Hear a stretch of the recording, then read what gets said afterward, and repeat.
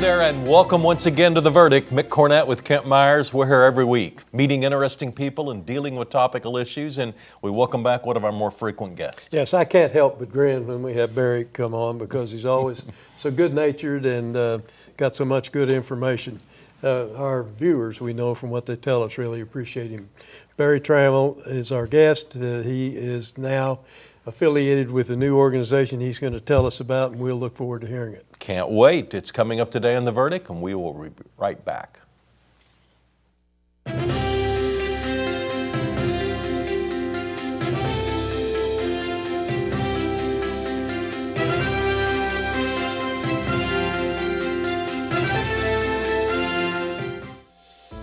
Right now, 6 feet can feel like a long ways away.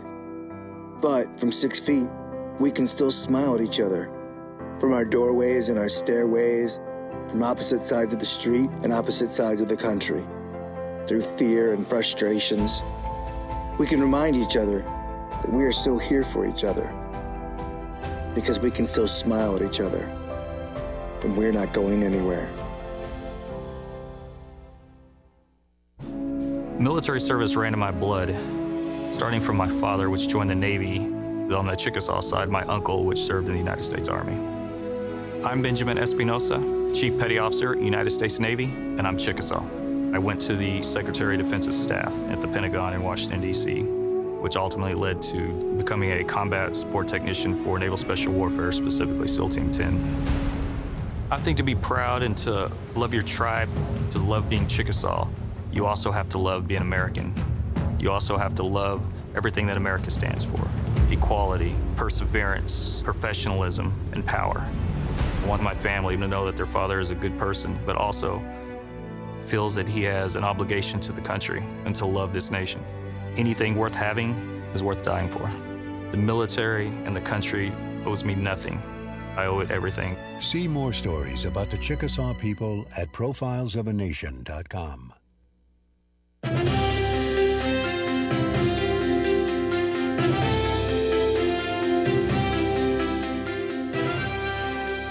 Welcome back to the set of The Verdict. Mick Cornett with Kent Meyers, and Kent's going to introduce today's guest.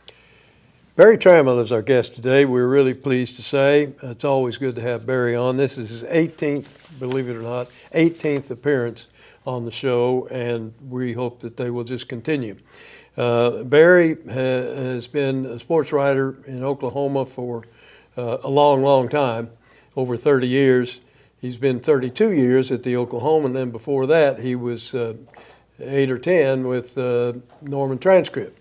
In any event, he's not going to leave the sports writing venue, but he's going to do it a different way, and he's going to tell us about that. From the standpoint of credentials, he's been on so many times, I refer to my previous 18 introductions.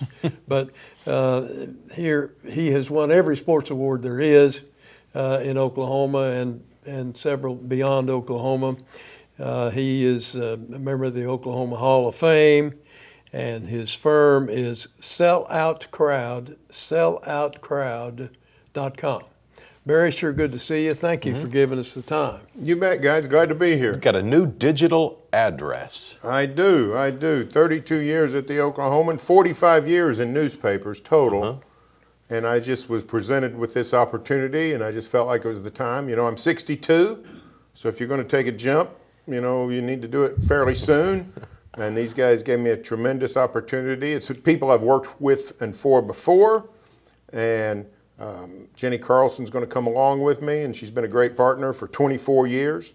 So Sellout Crowd is a platform in which we're going to be able to do the things we've been doing, which is write as much as we want to, cover whatever we want to in the state of Oklahoma, and adding the podcast element to it. So we're really excited and hope this just blossoms. Wish the people at the Oklahoman well. They've treated me great. Going and coming for 32 years, so no animosity there, just thought it was the time to try something new. Well, as a reader, how will I access this information? Will there be like a daily email with a newsletter? Yeah, is it some sort of sign-up opportunity? Yeah, there is. Go to selloutcrowd.com. You can sign up for our newsletter, and you'll be alerted anytime whoever you want on our cast has produced new content, you'll be alerted to it. You can also just go to Sellout Crowd. We'll each have our own website within Sellout Crowd. So berrytramel.com will get you straight to my stuff. So it's fairly simple. There's no subscription.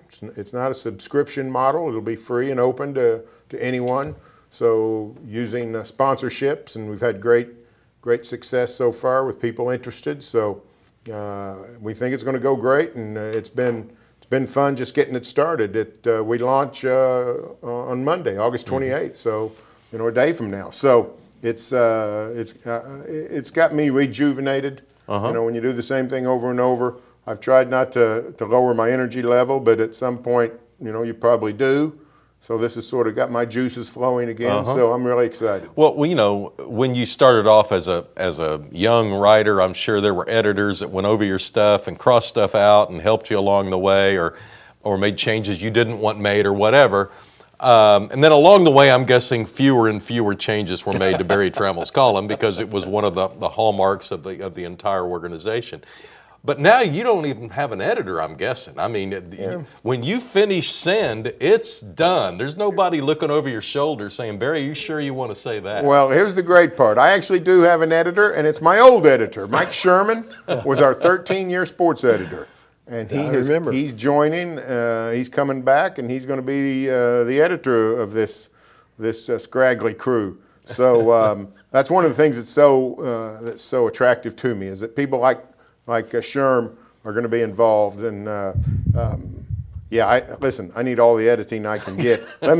Best editor I ever had is Jenny, because we send each other all our stuff, and she marks mine up pretty good and says, hey, this is this, and this. So the support system's going to be great. It's with people I've been working with for a long time, or have in the past. And so, yeah, it's, listen, I don't know of a writer who doesn't need an editor. So I'm very pleased with the setup and the support that's going to be coming my way. Well, you've picked a good time to go forward with this, have you not, considering the time of year? Oh, well, yeah, the time of year was very strategic. You always want to, in Oklahoma, you always want to launch right before football starts. Football sort of changes the entire landscape of Oklahoma, with everything from the economy to the attitudes to everything. But it's a great time anyway, not just this August, but not just any August, but this August. You got the Sooners headed to the SEC a year from now. Lots of excitement that last year was just a sort of a hiccup. And it's, the Sooners can get back on track. And with the SEC coming, lots of excitement. Cowboys, Big 12 looked a little vulnerable 2 years ago. What's going to happen? Big 12's fortified, adding 4 schools this year, going to add 4 more next year, including Utah and Arizona State. And then, of course, the Thunder's back in the business of winning. So renaissance for the NBA in Oklahoma City. So it's a perfect time to launch a sports company, I think, right here in August, September of 2023. I don't see how you keep up with all the events that all happen at about the same time in this time of year. Well, I don't have a whole lot of other hobbies. I mean, since I was 7 or 8 years old, I've just kept up with sports. So, if you start talking about pop culture and singers or television shows or all kinds of crap, I'm lost. But you want to talk sports? I'm good. I'm good. Will there be a video element to this media? Yeah, our podcasts are going to be turned into are going to be taped and videoed and going to be turned into YouTube shows. We're not even really calling them podcasts. We're calling them shows. I always tell people the real reason for that is you can't keep a face like this off a video. You just can't do it. But no, that's the new wave. The podcast, it's a runaway mine train in America and probably worldwide. But also the video element of watching the podcast in action. That's what's hot right now, and so we're going to try to strike and get that going. So, I hope to have, sort of like you guys, I want to have really interesting guests on with me. And then also with Jenny, just sit around and talk sports the way we do over lunch or driving to a ball game or anywhere else. And what did you say the name of your show is going to be? Well, the working title is the Berry Tramel Show. So I'm open for suggestions. I got about 2 days to change it if I want to. So somebody can give me some pointers if they desire. Well, you and Jenny are known for issuing opinions generally, but will you be covering the scores of last night's game and the details, or will it just be giving your opinions on what happened? No, and why? we've hired independent of Jenny and I. We've hired a Thunder writer, we've hired an OU writer, we've hired an OSU writer. Garen Emig from Tulsa, formerly of the Tulsa World, he's joined us as well as a columnist. So we have a wide variety. We got sort of the traditional slots that you find in journalism, beat writers and columnists, and we've got a couple of full-time podcasters. I didn't really know that thing existed, but it does. So we've got a wide range of ways to deliver this stuff. It won't be just us pontificating on what happened, but we'll have beat writers telling you the inner workings and comings and goings of the teams you care about. You're still going to primarily emphasize, I guess, the local teams. Yeah, Oklahoma State, and the Thunders, the three big, Right. delving off into the high school. And, the good thing is we can write about whatever we want to, Yeah. but that's what I want to write about primarily, the Sooners, the Cowboys, and the Thunder. That's what people care about. That's what I know the most. That's what, generates, interest among Oklahomans. So that'll be our main points of interest are those three entities, which, of course, have been wildly successful in a lot of different ways and really command sort of the psyche of Oklahoma sports fans. Sometimes I see people doing things live and people can interact and ask questions. Will there be a viewer and reader interaction with you guys, if not live? In retrospect, how will people interact with Well, you? I mean, the one thing about me is I've always tried to make myself accessible. I'm still a big emailer. I don't really get involved in Twitter, but the number that's appeared at the bottom of my column since 1999. That's when I got my first cell phone. That's my cell number. So you're not calling an office, you're calling me. So don't call it at 2 a.m., please. But we're also going to have meetups and greet-ups and, get out in the public and those kinds of things. So meeting Oklahomans is one of the favorite parts of my job, whether it's happenstance, in the line at the grocery store or some event, pregame shows, those kinds of things. I've always loved chatting with Oklahomans about their passion for sports. So that won't end. Berry Tramel, sellout.com. We'll have more with Berry, and we'll ask him about college football, high school football, and the Thunder when we get back on the verdict. Sellout crowd. Sellout crowd. What did I say? Sellout. Sellout crowd.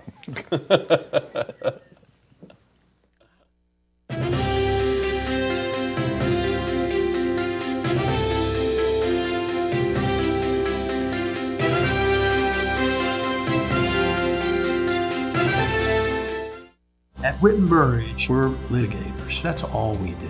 All of our clients, some sort of wrong has occurred to them. We try to right that wrong. Corporate America, they have all the power. It's sort of like going against an army. I like helping the underdog. That's what gets me up out of bed every day. Our success rate is phenomenal, but that's not all they get. We care about people. I'm very proud of what we've been able to do for our clients, and I'm looking forward to what we're going to do in the future. There's still a lot of wrongs that need to be righted. OU Law has a history and heritage that are unparalleled. At the University of Oklahoma College of Law, we empower our students to pursue the career of their dreams. We have the highest U.S. News ranking ever achieved by an Oklahoma law school. We are the first law school in the country to launch a college-wide digital initiative. And this year, our competition teams rank number 2 in the nation. OU Law, generations of excellence, limitless possibilities. The Vet Hero office at the University of Central Oklahoma, it is a one-stop shop for veterans when they're trying to get their education. I call it my encore job. I get to take care of veterans. We help them transition. I was that guy that transitioned after 24 years, and in the end, GI Bill is a benefit that those soldiers, sailors, airmen, Marine earned. It was the thing that made us the greatest country in the world coming out of World War II, and it will continue to do the same thing for this future generation of service members.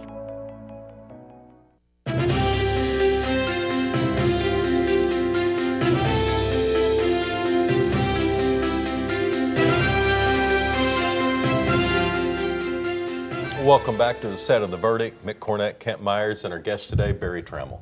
Barry, a lot of what you've written about over the years, in recent years particularly, has dealt with conference realignment, and it seems like everybody's talking about that now.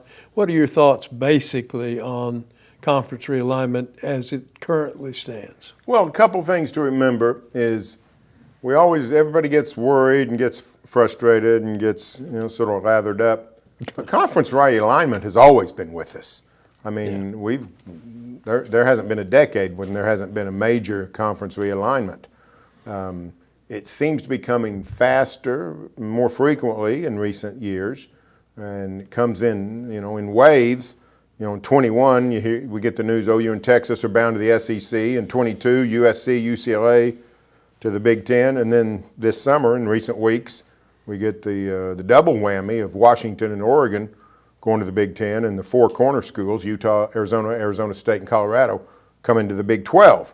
So that's massive. It's probably wiping out the Pac-12. If it survives, it will be in a much reduced state. That's sad for a lot of historians and romantics. Southwest is similar to what happened with the Southwest Conference in the mid-'90s when it folded. But that's just sort of the things that happen. If you go back through the history of college sports, leagues do fold. Texas Tech and Arizona State and Arizona are going to be reunited in the Big 12. They used to be partners in the Border Conference in the 30s and 40s and 50s. We don't think of the Border Conference anymore. It was a nice, thriving conference, and then it went away. So this has always been with us.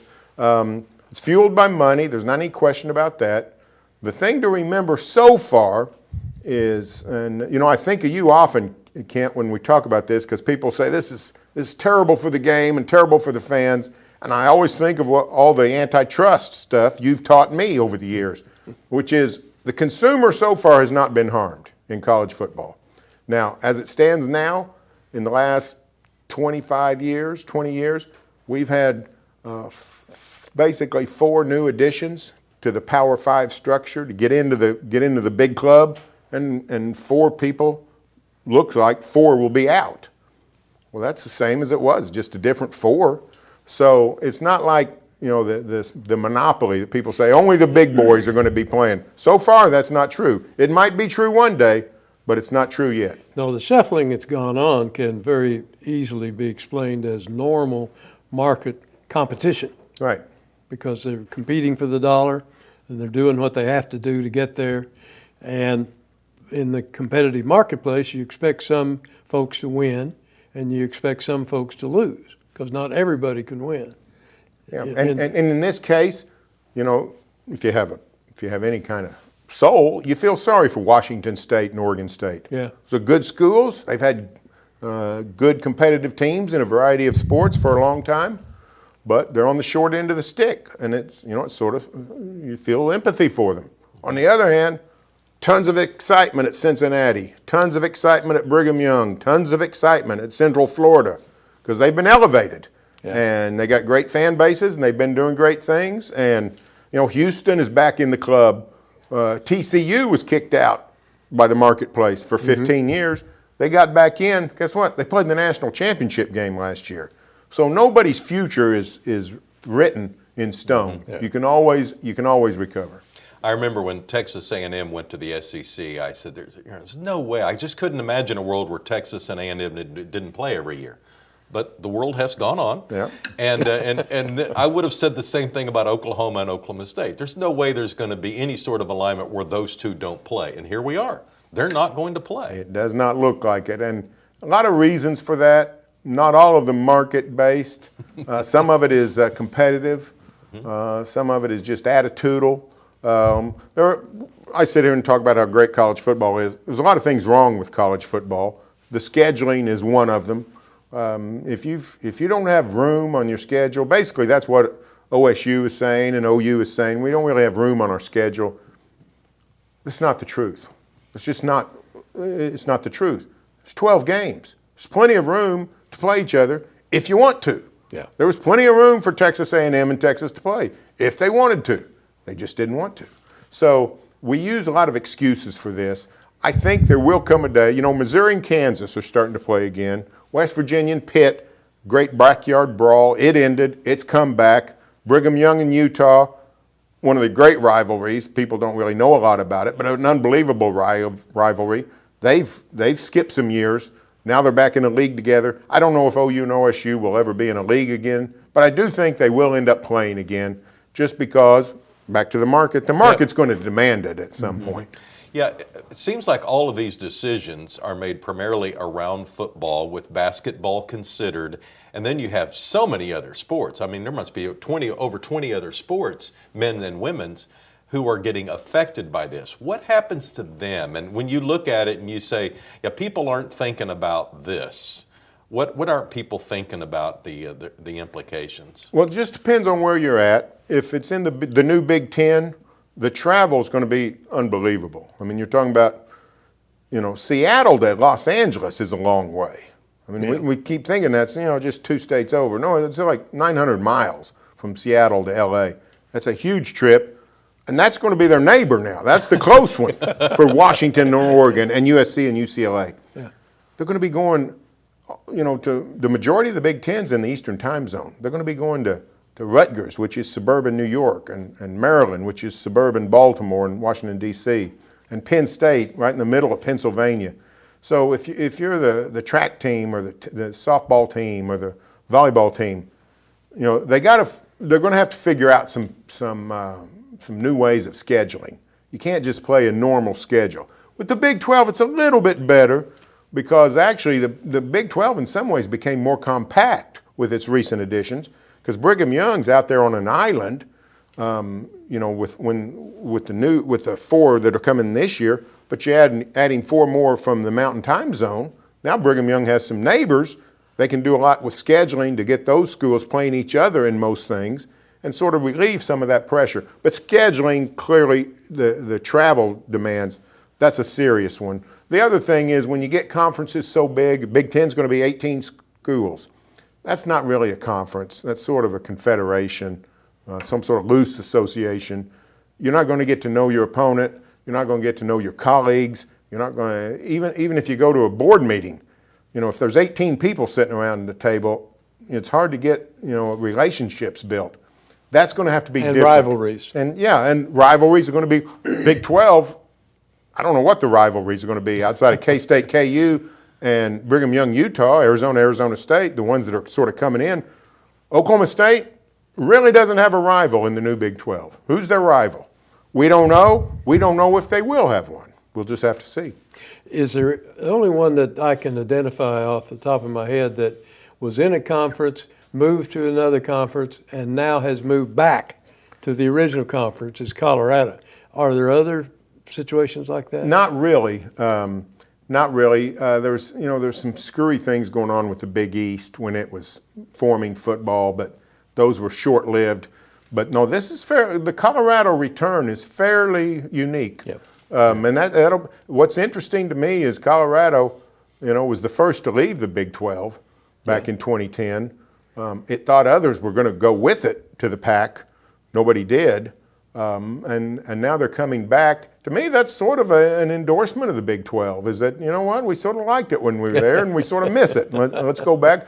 And they like the leadership. Brett Yormark may be the man of the year in collegiate sports because he rescued the Big 12 from potential disaster, sort of jumped in line ahead of the Pac-12. Leadership is the difference in why the Big 12 is thriving today and the Pac-12 is nearly dead. We're out of time. Selloutcrowd.com. Berry Tramel.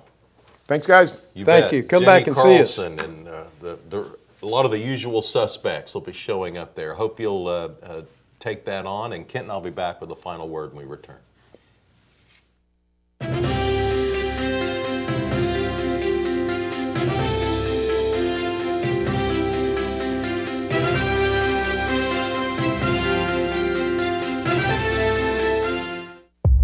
This is the epidemic of my generation. This is my HIV. This is my Black Plague.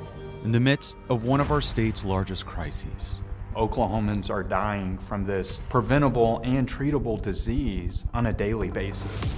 We believe there's hope. That little pill will cause destruction through your whole life. Watch the entire award-winning 9-part docuseries Killing Pain, made available by Fighting Addiction Through Education at killingpain.com.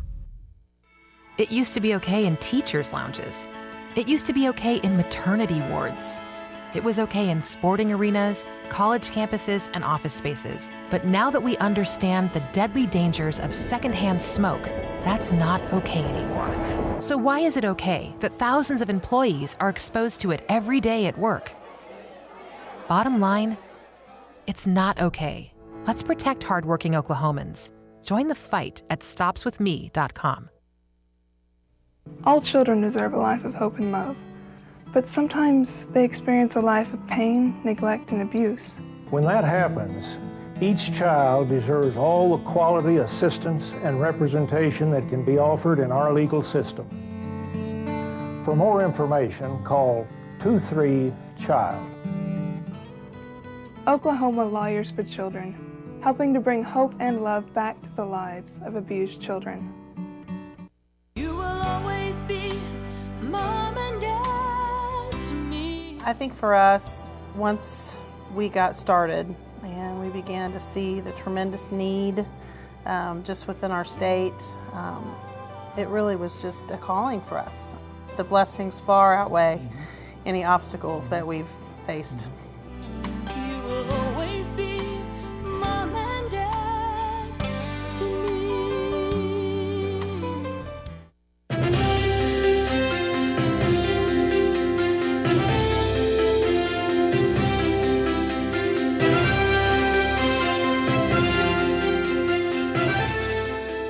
Berry Tramel was our guest today on The Verdict, and he's heading off to new ventures. Yes, he's done his 18th show with us, and he's off to do a lot of shows elsewhere, and we'll get him back on just as quickly as we can. His new media is at selloutcrowd.com. You can send Berry an email at berry@selloutcrowd.com, and of course, we wish him where? Well, and we have a website, theverdict.tv. You can log on and tell us about a guest you'd like to see.